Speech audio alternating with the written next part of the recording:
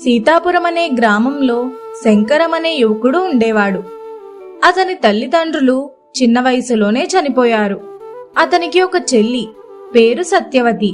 శంకరానికి చెల్లంటే పంచ ప్రాణాలు. తల్లి తండ్రి లేని కారణంగా శంకరం ఆ ఊర్లోనే చిన్న చిన్న పనులు చేసుకుంటూ తన చెల్లిని ఎంతో ప్రేమగా చూసుకునేవాడు.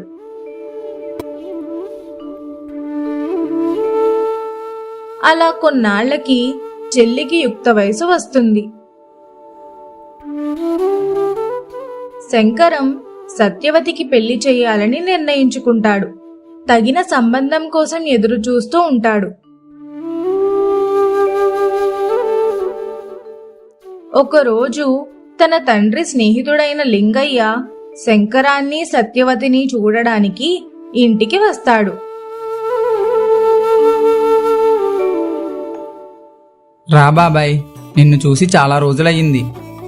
అవునరా శంకరం, ఈ ఊర్లో కొంచెం పని పడింది, అందుకనే ఇలా వచ్చాను. అలాగే మిమ్మల్ని కూడా చూసి వెళ్దామని ఇలా వచ్చాను. అవునా బాబాయ్, లోపలికి పదండి. లింగయ్య ఇంట్లోకి వెళ్లి కూర్చుంటాడు. బాబాయ్, పిన్ని, అన్నయ్య, చెల్లై ఎలా ఉన్నారు? చాలా రోజులయ్యింది వాళ్ళని చూసి. మరేరా, చూడాలనిపించినప్పుడు చెల్లాయిని తీసుకొని ఒకసారి రాకూడదు మా ఊరు? ఎన్నిసార్లు కబురు పెట్టాను, ఒక్కసారన్నా వచ్చావా? మొన్న మా ఊరు జాతరకు కూడా కబురు పంపించాను. నువ్వు చెల్లి ఒకసారి వచ్చి వెళ్తే బాగుంటుంది కదరా శంకరం. ఎప్పటికప్పుడు వద్దామనుకుంటున్నాను బాబాయ్, కానీ రావడానికి కుదరట్లేదు. ఏదో ఒక పని చేసుకోకపోతే ఎలాగా? ఇప్పుడు చెల్లికి ఒక మంచి సంబంధం చూసి పెళ్లి చేయాలనుకుంటున్నాను. ఇప్పుడు కాస్త కష్టపడితే చెల్లికి ఒక మంచి సంబంధం చూడగలను. తల్లిదండ్రి లేని పిల్ల, దానికి ఏ కష్టం రాకుండా చూసుకోవాలి. కట్నం ఎక్కువైనా పర్వాలేదు, ఒక మంచి అబ్బాయి ఉంటే చూడండి బాబాయ్. చెల్లిని బాగా చూసుకోవాలి. అలాంటి సంబంధం ఉంటే చూడండి బాబాయ్. అమ్మా నాన్న పోయినప్పటి నుంచి మా మంచి చెడ్లన్నీ మీరే చూసుకునేవారు. నేను చూసిందేముందిరా మిమ్మల్ని? ఏదో ఊరు జమీందార్ గారి దగ్గర నీకు పని కుదిర్చి పెట్టాను. అప్పటి నుంచి ఏదో ఆయన దగ్గర నమ్మకంగా కొన్నాళ్ళు పని చేసుకుని అలా కాలం గడుపుకొచ్చావు. ఇంకా నేను చేసిందేముందిరా ఇందులో? అలా అంటావేంటి బాబాయ్? ఆ రోజు అమ్మా నాన్న పోయాక మా దగ్గర బంధువులు ఎవ్వరూ మమ్మల్ని పట్టించుకోకుండా ఎవరి దారిని వారు వెళ్ళిపోయారు. చెల్లి నేను బిక్కుబిక్కుమంటూ అలా చూస్తూ ఉండిపోయాం. మా బాధ ఎవరికి చెప్పాలో తెలియలేదు. ఓ పక్క చెల్లి ఆకలితో ఏడుపు. అప్పుడే నువ్వు వచ్చావు బాబాయ్. మాకు ధైర్యం చెప్పి మీ ఇంటికి తీసుకెళ్ళావు. ఆ రోజు ఇప్పటికీ గుర్తుంటుంది బాబాయ్ నాకు. ఒరే, మీ నాన్న నేను చాలా మంచి స్నేహితులం. మా ఇద్దరి దగ్గర డబ్బులుండేవి కావు. ఇద్దరం పనుల్లోకి వెళ్లేవాళ్ళం. మీ నాన్నకి పొలం పనులవి బాగా వచ్చు, కానీ నాకు పొలం పనులవి పెద్దగా వచ్చేవి కావు. ఏదో ఊర్లో చిన్న చిన్న పనులు చేసుకునేవాళ్ళం. ఒక్కో రోజు అయితే నాకు అసలు పనులే ఉండేవి కావు. అప్పుడు మీ నాన్నే నాకు సహాయపడుతూ ఉండేవాడు. మీ నాన్న అంత మంచివాడురా. ఇంటికి సత్య కనిపించట్లేదు వచ్చినప్పటి నుంచి. ఎక్కడికి వెళ్ళింది? పక్కింటికి వెళ్ళుంటుంది బాబాయ్. దాని స్నేహితురాలతో ఊసులాడుతూ కూర్చుంటుంది. ఉండు, పిలుచుకు వస్తాను అంటూ బయటకు వచ్చి సత్యవతిని పిలుస్తాడు. సత్య, అమ్మా సత్య, ఎక్కడున్నావు? బాబాయ్ వచ్చారు. అన్నయ్య, వస్తున్నానన్నయ్య. ఏంటి, బాబాయ్ వచ్చారా? ఎంతసేపు అయింది వచ్చి? చాలాసేపు అయింది బాబాయ్ వచ్చి. నువ్వు స్నేహితురాలతో తిరుగుతున్నావు, ఇంట్లో ఎక్కడుంటావు? ఓ అన్నయ్య, నువ్వు మరీను. పద, బాబాయ్ని చూద్దాం. సత్యవతి ఇంట్లోకి వస్తూ ఇలా అంటుంది. బాబాయ్, బాగున్నారా? ఎంతసేపు అయింది మీరు వచ్చి? అక్క, అన్నయ్య, పిన్ని అందరూ బాగున్నారా? ఇంతకీ మీరేమన్నా తిన్నారా లేదా? ఎవరుండి పెడతారు? నువ్వేమో ఊరి మీద తిరుగుతున్నావు. ఇక వంట ఎవరు చేస్తారు? త్వరగా వంట చెయ్యి, బాబాయ్కి భోజనం పెడదు గాని. ఉండరా, దాన్ని ఏడిపించింది చాలు. ఎలా ఉన్నావు తల్లి? చాలా పెద్దదానివి అయిపోయావు. ఇంకా నీకు మంచి వరుణ్ణి చూసి పెళ్లి చేసేయాలి. ఓ బాబాయ్, మీరు మరీను. చూడన్నయ్య ఎలా మాట్లాడుతున్నారో బాబాయ్. బాబాయ్ అన్న దాంట్లో తప్పేముంది? ముందు నువ్వు వెళ్ళి వంట చెయ్యమ్మా. బాబాయ్ వచ్చి చాలాసేపు అయింది. ఒరే, ఇప్పుడు భోజనం ఏమీ వద్దు, మళ్ళీ వచ్చినప్పుడు చేస్తానులే. కూర్చొని మాట్లాడండి. మిమ్మల్ని చూసి వెళ్దామని వచ్చాను. అదేమీ కుదరదు. నా చేతి వంట రుచి చూసే వెళ్ళాలి, లేదంటే నేను ఊరుకోను. నేను ఒక్క అరగంటలో వంట చేసేస్తాను. ఈలోగా అన్నయ్య మీరు మాట్లాడుకుంటూ ఉండండి. సత్యవతి లోపలికి వెళ్ళి వంట చేస్తుంది. కొద్దిసేపటికి వాళ్ళ అన్నయ్యకి బాబాయికి భోజనం వడ్డిస్తుంది.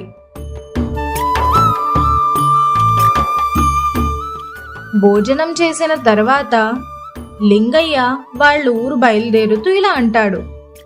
సత్య, వంట చాలా బాగా చేశావు. కూరలు చాలా రుచిగా ఉన్నాయి సత్య. సరే, నేను ఇంకా బయలుదేరతానమ్మా. చీకటి పడిపోయింది.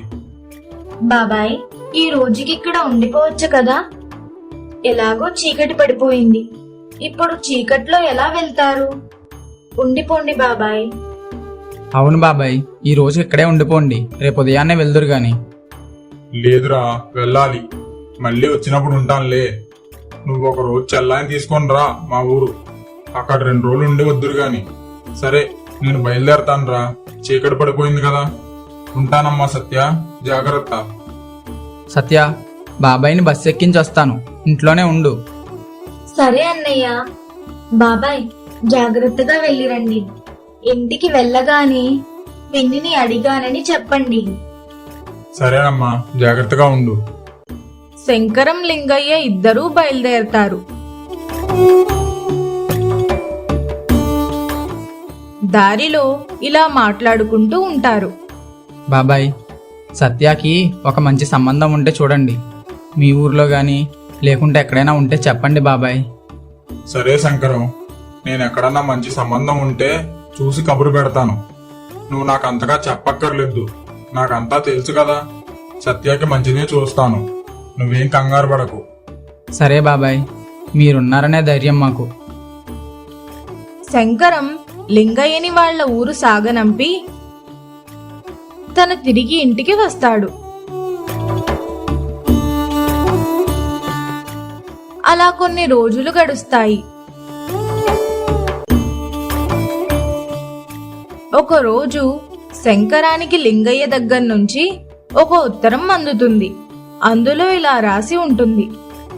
శంకరం, చెల్లి నువ్వు క్షేమంగా ఉన్నారని తెలుస్తూ నీకు ఈ ఉత్తరం అందిన వెంటనే ఒకసారి మా ఊరికి రా.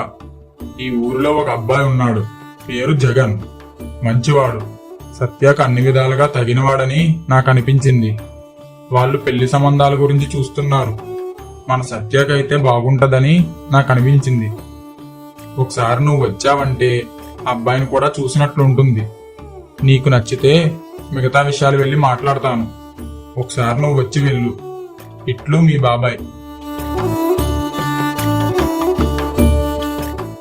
ఆ ఉత్తరం చదివిన మన్నాడు శంకరం ఊరు బయలుదేరుతూ సత్యవతితో ఇలా అంటాడు. అమ్మా సత్య, నాకు పనుండి ఊరు వెళ్తున్నాను. నేను సాయంత్రానికల్లా ఇంటికి వచ్చేస్తాను. నువ్వు జాగ్రత్తగా ఉండు, సరేనా? సరే అన్నయ్య, నువ్వు త్వరగా వచ్చేయి. చీకటి పడేదాకా ఉండకు. జాగ్రత్తగా వెళ్ళిరా. సరేనమ్మా. శంకరం ఊరు బయలుదేరతాడు. అక్కడ ఊర్లో వాళ్ళ బాబాయ్ అన్ని విషయాలు చెప్తాడు. అబ్బాయిని కూడా చూపిస్తాడు. ఆ అబ్బాయి కూడా శంకరానికి బాగా నచ్చాడు. అన్ని విషయాలు మాట్లాడమని వాళ్ళ బాబాయ్కి చెప్పి తిరిగి ఇంటికి వచ్చేస్తాడు. తెల్లవారుతుంది.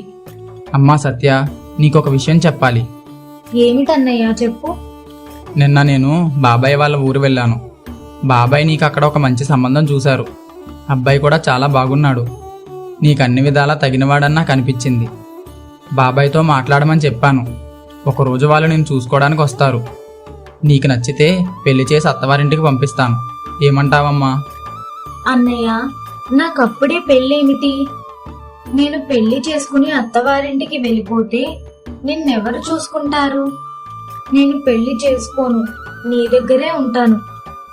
చిన్నప్పటి నుంచి మనిద్దరం ఒకే చోట ఉన్నాం. నిన్ను విడిచి నేను వెళ్ళలేనన్నయ్య. అలా కాదమ్మా, ఎన్నాళ్ళని ఎలా ఉంటావు? ఊర్లో వారందరూ మీ చెల్లికి ఇంకా పెళ్లి చేయవా అని అడుగుతున్నారు. మీ అన్నకి చెడ్డ పేరు తెస్తావా చెప్పు? ఎప్పటికైనా నీకు పెళ్లి చేసి పంపించాలి కదా. అదేదో ఇప్పుడే చేసి పంపించాననుకో నాకు తృప్తిగా ఉంటుంది. అబ్బాయి మంచివాడు, మళ్ళీ ఇలాంటి మంచి సంబంధం దొరుకుతుందో లేదో మనకి అని చెల్లికి నచ్చ చెప్తాడు. అలా ఆ సంబంధం కుదరగానే చెల్లికి ఎంతో ఘనంగా పెళ్లి చేసి అత్తవారింటికి పంపిస్తాడు. అలా కొన్ని రోజులు చెల్లి వస్తూ వెళ్తూ, అలాగే శంకరం కూడా చెల్లిని చూడడానికి వెళ్తూ ఉండేవాడు.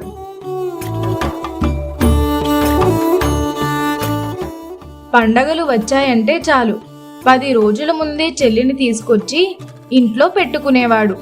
అలా సంతోషంగా రోజులు గడుస్తూ ఉండేవి. ఒకరోజు లింగయ్య శంకరం దగ్గరకు వస్తాడు.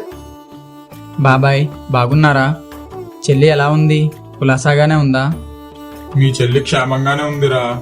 వచ్చే ముందే మీ చెల్లితో మాట్లాడాను. మీ అన్నయ్య దగ్గరికే వెళ్తున్నానని చెప్పాను. అయితే ఉండు బాబాయ్ అని చెప్పి నీ కోసం జున్ను ఇంకా ఏవో తినుబండాలు పెట్టించింది. మా అన్నయ్యకి ఇవ్వు బాబాయ్ అని చెప్పింది. అలాగే నిన్ను కూడా రమ్మని చెప్పిందిరా. అవునా బాబాయ్? అవునరా. ఇందుకే నువ్వెప్పుడు చేసుకుంటావు పెళ్లి? చెల్లికి అన్ని బాధ్యతలు తీర్చావు. నువ్వు కూడా పెళ్లి చేసుకుని ఒక ఇంటివాడు అయ్యావు అనుకో, నీ చెల్లి సంతోషిస్తుంది, నేను సంతోషిస్తాను. ఎన్నాళ్ళు నువ్వు ఇలా ఒంటరిగా ఉంటావు చెప్పు? ఈ విషయం కనుక్కోవడానికే వచ్చాను. బాబాయ్ ఇప్పుడు నాకు పెళ్ళేంటి? నాకు పెళ్లి చేసుకోవాలని ఉద్దేశమే లేదు. అదేమిట్రా అంత మాట అన్నావు? నువ్వు పెళ్లి చేసుకుంటే మీ చెల్లెలు కూడా చాలా సంతోషిస్తుంది. నువ్విక్కడ ఒంటరిగా ఉంటున్నావని మీ చెల్లెలు చాలా బాధపడుతుంది. దాన్ని అలా బాధ పెడుతూ ఉంటావా చెప్పు? చెల్లెందుకు బాధపడతాది? ఎందుకు పడదురా? కనిపించిన ప్రతిసారి మా అన్నయ్యకు ఒక మంచి సంబంధం ఉంటే చూడు బాబాయ్ అని చెప్తూనే ఉంటుంది. నేనున్నప్పుడు అన్నయ్యకు వండి పెట్టేదాన్ని. ఇప్పుడు అన్నయ్య ఒక్కడే వంట చేసుకొని తింటున్నాడు, అలాగే ఒంటరిగా ఉంటున్నాడని చాలా బాధపడుతుంది. అన్నయ్యకి ఒక తోడుంటే బాగుంటుంది కదా అని చాలాసార్లు చెప్పింది. నాకు అది నిజమే అనిపించింది. అందుకే ఒక సంబంధం చూశాను. అమ్మాయి బాగానే ఉంది. ఒకసారి నువ్వు చూసుకుంటే పెళ్లి ఖాయం చేసేస్తాను. సరే నీ ఇష్టం. ఇంతగా చెప్తుంటే కాదంటానా? అలా శంకరం పెళ్లి కూడా జరిగిపోయింది. శంకరం భార్య పేరు శాంత. వాళ్ళ కొన్నాళ్ల కాపురంలోనే భార్య స్వభావం మొత్తం మారిపోయింది. పేరుకే శాంత పరమ గయ్యాలిలా తయారయ్యింది. ఆడపడుచును 2 కళ్ళా చూడలేకపోయేది. సూటిపోటి మాటలు అనేది. ఇంకా రాను రాను సత్యవతి పుట్టింటికి రావడం కూడా మానేసింది. అలాగే శంకరం జీవితంలో కూడా సుఖం లేకుండా పోయింది. తన భార్య మనస్తత్వం తెలుసుకున్నాక శంకరం తన చెల్లిని పండక్కి పబ్బాలకి తీసుకుని రావడమే మానేశాడు. తన భార్యకు తెలియకుండా అప్పుడప్పుడు చెల్లిని చూడడానికి వెళ్ళేవాడు. చెల్లికి కావలసినవన్నీ సమకూర్చి వచ్చేవాడు. తన అన్నయ్యకు తన మీద ప్రేమ ఉందని సత్యకు తెలుసు. కాని ఎప్పుడైనా పుట్టింటికి వెళ్ళి 4 రోజులు ఉండలేకపోయినందుకు ఆమె బాధపడుతూనే ఉండేది. అలాగే శంకరం కూడా తన చెల్లిని తీసుకువచ్చి ఒక 4 రోజులు పుట్టింట్లో ఉంచుకుని పంపించలేకపోతున్నానని బాధపడుతూనే ఉండేవాడు. ఇలా ఉండగా ఒకనాడు సత్యవతి దగ్గర నుంచి సంక్రాంతికి ఒక ఉత్తరం వస్తుంది. ఆ ఉత్తరంలో ఇలా రాసి ఉంటుంది. అన్నయ్య వదిన ఇద్దరు కులాసాగానే ఉన్నారా? ఒక ముఖ్యమైన విషయం చెప్పాలి. నా భర్త పని మీద చాలా దూర ప్రాంతానికి వెళ్లారు. అనుకోకుండా మా ఇంటికి నిప్పంటుకుని ఇల్లంతా కాలిపోయింది. ఏమీ మిగల్లేదు. నాకిప్పుడు ఉండటానికి ఇల్లు కూడా లేదు. ఏం చేయాలో తోచడం లేదు. అందుకనే నేను ఇంటికి వద్దామని అనుకుంటున్నాను. నువ్వు తప్ప నాకింకెవరూ లేరన్నయ్యా. ఆ ఉత్తరం చదివిన శంకరం ఇలా అనుకుంటాడు. అయ్యో ఎంత పని జరిగింది. ఇప్పుడు నా చెల్లొచ్చినా నా భార్య ఒక్క నిమిషం కూడా ఉండనివ్వదు ఇక్కడ. సూటీ పూటీ మాటలంటుంది. దానికన్నా నేనే ఎక్కడైనా డబ్బులు చూసుకొని చెల్లి దగ్గరికి వెళ్తే సరిపోతుందేమో. అక్కడ చెల్లి దగ్గరుండి చెల్లికి కావాల్సిన అన్ని సమకూర్చుకొని రావచ్చు. ఇంకా చెల్లికి బాధ ఉండదు, అలాగే ఒక మాట కూడా పడక్కర్లేదు అని అనుకుంటూ శంకరం బయటకు వెళ్తాడు. ఇంతలో సత్యవతి ఇంటికి వస్తుంది. ఇంటికి వచ్చిన సత్యవతిని చూసి శాంత లోపలే దహించుకుపోతూ ఉంటుంది. ఇప్పుడు ఇది నా ఇంటి మీద పడి తినడానికి వచ్చింది అనుకుని మనసులోనే తిట్టుకుంటుంది. ఏమ్మా సత్య, ఇలా వచ్చావు? అలా నీరసంగా ఉన్నావే? మీ అన్నగారితో ఏమైనా పనుందా? చెప్పు. అన్నయ్య లేడా వదినా? మీ అన్నయ్య ఎక్కడికో బయటికి వెళ్ళారు. ఎప్పుడు వస్తారో తెలీదు. అవునా వదినా? మరేమీ లేదు. మా ఇల్లు కాలిపోయింది. ఈ ఒక్క సామానం మిగల్లేదు. మీ తమ్ముడేమో పని మీద దూర ప్రాంతాలకు వెళ్లారు. ఏం చేయాలో తెలియలేదు. అందుకే వచ్చాను. కాస్త అన్నం ఉంటే పెట్టు వదినా. చాలా ఆకలిగా ఉంది. అయ్యో రామా, ఇంట్లో పొయ్యి వెలిగించనే లేదంటే నమ్ముతావా?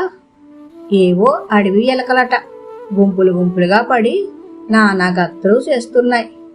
పొయ్యి అన్నదే ఉంచడం లేదంటే నమ్ముతావా? వంట వార్పు తిండి తిప్పులు లేకుండా నానాగచాట్లు పడుతున్నావు. ఉండు, ఒక చెంబుతో నీళ్లు తెచ్చిస్తాను.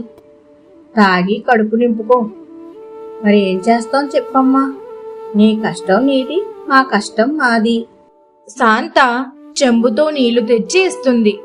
అప్పుడు సత్యవతికి వదిన మనస్తత్వం అర్థమైంది. వెంటనే తిరుగు ప్రయాణం అయ్యింది. దారిలో వెళ్తున్న సత్యవతికి తన అన్నయ్య కనిపిస్తాడు. అన్నయ్యను పట్టుకుని బోరున ఏడుస్తుంది. ఎందుకమ్మా ఏడుస్తున్నావు? నేనున్నానుగా, నీకే కష్టమో రానివ్వను. ముందు ఏడు పాపు. ఏమైనా తిన్నావా లేదా? లేదన్నయ్య, 2 రోజుల నుంచి ఏమీ తినలేదు. అవునా? నాకెవరి చేతైనా కబురు పెట్టాల్సింది. ఉత్తరం రాశావు, అది నా దగ్గరకు రావడానికి 2 రోజులు పట్టింది. లేకుంటే నేనే ఇంటికి వచ్చేవాడిని తల్లి. ముందు భోజనం చెయ్యి, తర్వాత మాట్లాడుకుందాం అని చెప్పి తన చెల్లిని తిరిగి వాళ్ళ ఊరు తీసుకుని వెళ్తాడు.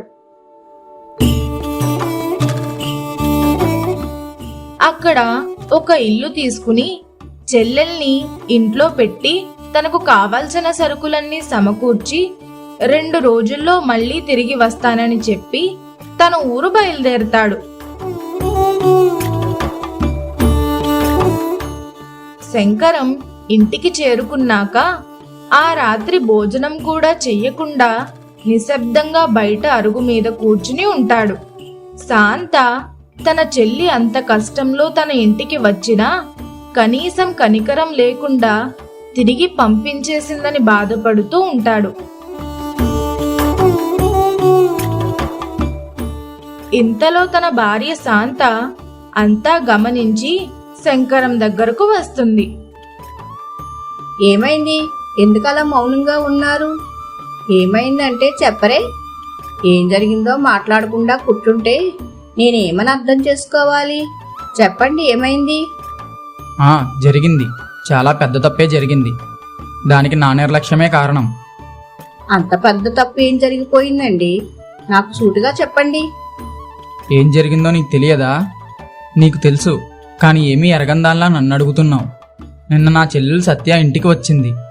మన ఇంటి గుమ్మం దగ్గర నిలబడి ఎంతో ఆకలితో, వదినా కొంచెం అన్నం ఉంటే పెట్టు, నాకు చాలా ఆకలిగా ఉందని అడిగింది. నువ్వేం చెప్పి పంపించేశావు? అవును, ఇంట్లో అన్నం లేదని చెప్పి మంచినీళ్ళు ఇచ్చాను. ఏ తప్ప? అది నీకు సరైందిలా అనిపిస్తుందా శాంత? 2 రోజులుగా ఆకలితో ఉన్న అమ్మాయి నీ కాడపడుచు. నీ చేత్తో ఒక ముద్ద అన్నం కూడా పెట్టలేకపోయావా? అంత ప్రేమ ఉంటే మీరే వండి పెట్టకపోయారా? నాకు వండి వడ్డించేంత ప్రేమ లేదు. నాకు కష్టంగానే ఉంటుంది ఇంట్లో పనంతా చేసేటప్పటికి. శాంత, నువ్వు అన్నది కోపం గురించి కాదు, మనసు గురించి. నువ్వు అన్నం పెట్టకపోయినా పర్వాలేదు, కానీ ఇంటికి వచ్చిన మనిషిని అవమానపరిచి పంపించావు. నువ్వు వచ్చినప్పటి నుంచి ఏ రోజైనా ఇంటికి వచ్చి ఒక 4 రోజులు ఉందా? ఏమైనా అడిగి పట్టుకెళ్ళిందా? ఏదో కష్టంలో ఉంది కాబట్టి వచ్చింది. అంటూ భార్య మీద కేకలు వేస్తూ ఉంటాడు శంకరం. అప్పుడే లింగయ్య శంకరం దగ్గరకు వస్తాడు. ఏమైంది శంకరం? ఎందుకిద్దరు గొడవ పడుతున్నారు? నిన్న జరిగిన గొడవంతా చెప్తాను, మీరే వినండి. జరిగిన గొడవంతా లింగయ్యతో చెప్తాడు శంకరం. లింగయ్య శాంత వైపు చూసి ఇలా అంటాడు. శాంత, నిన్నొక ప్రశ్న అడుగుతాను. ఇప్పుడు నీకు అంతా బాగానే ఉంది, శంకరం ఉన్నాడు కాబట్టి. రేపు ఏదైనా జరగరానిది జరిగితే, నీకే కష్టమైనా వచ్చిందనుకో, అప్పుడు నువ్వు ఎవరి దగ్గరికి వెళ్తావు చెప్పు? మా అన్నయ్య దగ్గరికి వెళ్తాను. అంత కష్టంలో ఉండి మీ వదిన దగ్గరికి వెళ్ళి, వదిన 2 రోజుల నుంచి భోజనం చేయలేదు, కాస్త అన్నం ఉంటే పెట్టు వదిన అని అడిగితే, మీ వదిన నీకులాగే మంచినీళ్ళు ఇచ్చి పంపించేస్తే నువ్వేం చేస్తావు చెప్పు? అని లింగయ్య అడిగేసరికి శాంతాకి ఏం చెప్పాలో తెలియక అలా చూస్తూ ఉండిపోతుంది. అప్పుడు లింగయ్య, చూడమ్మా శాంత, ఇప్పుడు నువ్వొక ముద్ద అన్నం పెట్టడం కంటే మీ అన్నయ్య ఉన్నారు కదమ్మా, నువ్వెందుకు బాధపడుతున్నావు? నీకే కష్టమో రాకుండా చూసుకుంటాం అని ఒక మంచి మాట చెప్పడం ముఖ్యం. కానీ నువ్వు ఆ రెండూ చేయలేకపోయావు అని లింగయ్య అనేసరికి శాంత కళ్ళల్లో నీళ్లు తిరిగాయి. నా చెల్లిని ఇక్కడికి తీసుకురావడమే మానేశాను, ఎందుకంటే నీకిష్టం లేదని. కానీ కనీసం ఆమె కష్టంలో ఉన్నప్పుడు నువ్విలా చేస్తావని అనుకోలేదు శాంత. తప్పు కాదు శాంత, పాపం చేశావు నువ్వు. భర్త అడిగేసరికి శాంతకి ఏం మాట్లాడాలో అర్థం కాలేదు. ఆ రాత్రి శాంతకి అసలు నిద్రే పట్టలేదు. నేను ఇంత పెద్ద తప్పు చేశాను అని మనసులోనే కుమిలిపోతూ ఉంటుంది. సత్య ఆకలితో అన్నం అడిగిన రూపమే తన మనసులో ఉంది. ఎప్పుడు తెల్లవారుతుందా, సత్య దగ్గరికి ఎప్పుడు వెళ్దామా అని తన మనసులో తహతహలాడుతూ ఉంటుంది. తెల్లవారుతుంది. శాంత ఉదయాన్నే లెగిసి ఇంట్లో సరుకులన్నీ మూట కట్టి అన్నీ సిద్ధం చేసి తన భర్తను లేపుతుంది. శంకరం లెగిసి చూసేసరికి ఒక్కసారిగా ఆశ్చర్యపోయి ఇలా అడుగుతాడు. ఏమిటి అన్ని సరుకులు మూట కట్టావు? ఎక్కడికి వెళ్తున్నావేంటి? సత్య దగ్గరికండి. త్వరగా స్నానం చేసి రెడీ అవ్వండి. సత్యాన్ని చూడాలి, తనని చూసి క్షమాపణ అడగాలి. అప్పటిదాకా నాకు మనశ్శాంతి ఉండదు. త్వరగా రెడీ అవ్వండి, సత్య దగ్గరికి వెళదాం, చూసి వద్దాం అని శాంత చెప్పేసరికి శంకరానికి ఎక్కడలేని సంతోషం కలుగుతుంది. సరుకులన్నీ తీసుకుని సత్య దగ్గరకు వెళ్తారు. సత్య బయట అరుగు మీద కూర్చుని ఉంటుంది. వదిన అన్నగార్లు రావడం చూసిన సత్య ఎంతో సంతోషపడుతూ గబగబా వాళ్ళ దగ్గరకు వెళ్ళి ఇలా అంటుంది. అన్నయ్య, వదిన మీరేనా? ఎన్ని రోజులైంది ఇలా కలిసి వచ్చి? చాలా సంతోషంగా ఉంది, లోపలికి రా వదినా అంటూ లోపలికి పిలుస్తుంది. శాంత ఒక్కసారిగా సత్యవతి కాళ్ల మీద పడి, అమ్మా సత్య, నన్ను క్షమించమ్మా. ఆ రోజు నీ ఆకలిని తెలుసుకోలేక నా అహంకారాన్ని చూపించాను. నీ బాధ అర్థం చేసుకోలేకపోయాను, నన్ను క్షమించమ్మా. సత్యవతి వదిన గారిని పైకి లేపుతూ ఇలా అంటుంది. అయ్యో వదినా, మీరు అలా అడగకూడదు. మీరు నాకు తల్లితో సమానం. మీరు అలా ఎప్పటికీ అనుకోకండి. నాకున్నది మీ ఇద్దరే. ముందు పైకి లెగండి వదినా. నాకు ఇప్పుడు అర్థమైంది, ఆడపడుచు అంటే బాధ్యత, గౌరవం అని. మరెప్పుడు ఇలాంటి పొరపాటు చేయను. సరుకులన్నీ తీసుకొచ్చాను, ఇంట్లో సర్దుకో అమ్మా. నా చేత్తో నేనే వంట చేసి నీకు పెడతాను. శాంత వంట చేసి సత్యవతికి భోజనం వడ్డిస్తుంది. అది చూసి శంకరానికి చాలా సంతోషం వేస్తుంది. అమ్మా సత్య, బట్టలన్నీ సర్దుకో, మన ఇంటికి వెళదాం. నీ భర్త వచ్చేదాకా అక్కడే ఉండు గాని త్వరగా తయారవ్వు. శంకరం సత్యవతిని తన ఇంటికి తీసుకుని వెళ్తాడు.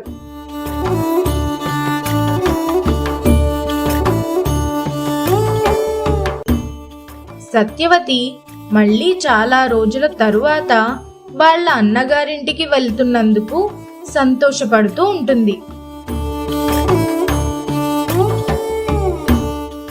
ఇంకా అప్పటి నుంచి సత్యవతి పుట్టింటికి వెళ్తూ వస్తూ ఉండేది.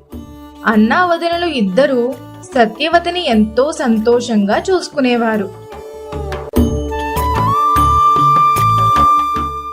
ఈ రోజు మనం ఎవరినైనా నిర్లక్ష్యం చేస్తే రేపు అదే పరిస్థితి మనకి రావచ్చు. జీవితం ఎప్పుడూ ఒకేలా ఉండదు. అందుకే ఎవరినీ చిన్న చూపు చూడకుండా ప్రతి ఒక్కరితో మంచిగా ప్రవర్తించడం నేర్చుకోవాలి. సహాయం చేయడానికి సరైన సమయం ఒక్కసారి మాత్రమే వస్తుంది. ఆ సమయంలో చెయ్యకపోతే తరువాత ఎంత చేసినా ఆ సహాయానికి విలువ అనేది ఉండదు. అందుకే అవసరమైనప్పుడు చేయని సహాయం చేసినట్టే కాదు. మా వీడియో గనుక మీకు నచ్చినట్లయితే లైక్ చేయండి, షేర్ చేయండి, కామెంట్ చేయండి. మరిన్ని మంచి కథల కోసం మా ఛానల్ని సబ్స్క్రైబ్ చేసుకోండి.